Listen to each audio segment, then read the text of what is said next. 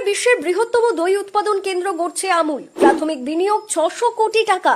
ভিত্তিপ্রস্তর স্থাপনে আসছেন শাহ। পশ্চিমবঙ্গের শিল্প ও দুগ্ধ শিল্পের বিকাশে এক নতুন অধ্যায় সূচনা হতে চলেছে।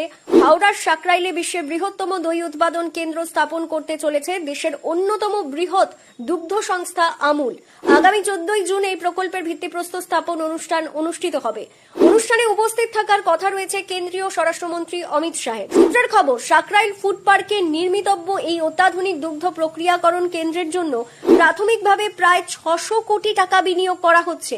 কলকাতা থেকে প্রায় 25 থেকে 35 কিলোমিটার দূরে 16 নম্বর জাতীয় সড়কের সংলগ্ন এলাকায় গড়ে উঠবে এই প্রকল্প। শনিবার নবান্নে গুজরাট কো-অপারেটিভ মিল্ক মার্কেটিং ফেডারেশনের ম্যানেজিং ডিরেক্টর জয়ন মেহতা এবং Kiara district cooperative milk producers union তথা আমুল ডেয়ারির কর্ণধার অমিত ব্যাসের সঙ্গে এক গুরুত্বপূর্ণ বৈঠকে অংশ নেন মুখ্যমন্ত্রী শুভেন্দু অধিকারী।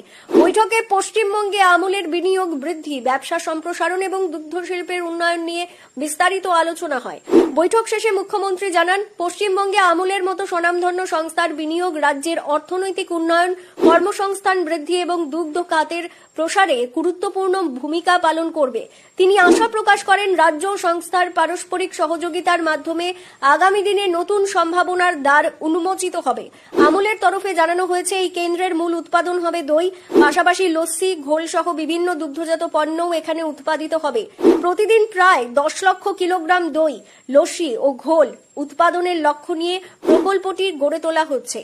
ভিত্তিপ্রস্তর অনুষ্ঠানে প্রায় 600 জন দুগ্ধ চাষী এবং 200 জন বিশিষ্ট অতিথির উপস্থিত থাকার কথা রয়েছে। প্রকল্পটি চালু হলে স্থানীয় স্তরে উল্লেখযোগ্য কর্মসংস্থানের সুযোগ সৃষ্টি হবে বলে মনে করছেন শিল্পমহল ও সাধারণ মানুষ। উল্লেখ্য, 1946 সালে প্রতিষ্ঠিত আনন্দ মিল্ক ইউনিয়ন লিমিটেড বর্তমানে দেশের বৃহত্তম দুগ্ধ সমবায় সংস্থাগুলির অন্যতম। দেশের লক্ষ লক্ষ দুগ্ধ চাষীর জীবন ও জীবিকার সঙ্গে ওতপ্রোতভাবে জড়িত এই সংস্থা। হাওড়ার নতুন প্রকল্পটি বাস্তবায়িত হলে পশ্চিমবঙ্গের দুগ্ধ শিল্পে নতুন গতি আসবে বলেই আশা করা হচ্ছে।